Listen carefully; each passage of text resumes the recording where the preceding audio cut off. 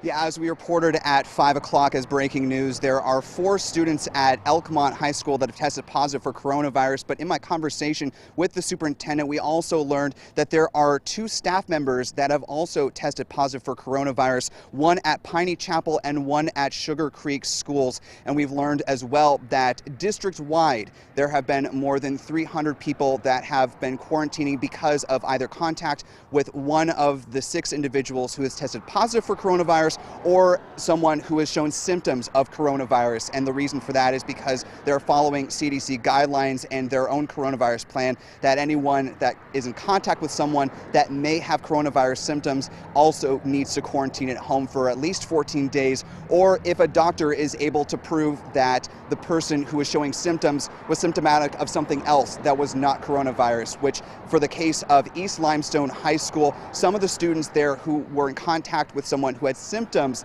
resembling coronavirus have been allowed to return because that person was proven to not have tested positive for coronavirus at this time. Now, in the conversation with the superintendent, he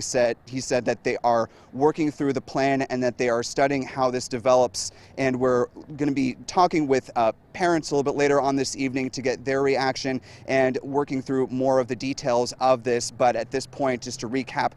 more than 300 students have been put in quarantine because of either contact with someone who tested positive for coronavirus, one of the 6 that we mentioned, or someone who was showing symptoms of the virus district-wide. Reporting live in Athens, Will Robinson Smith, WAAY 31 News.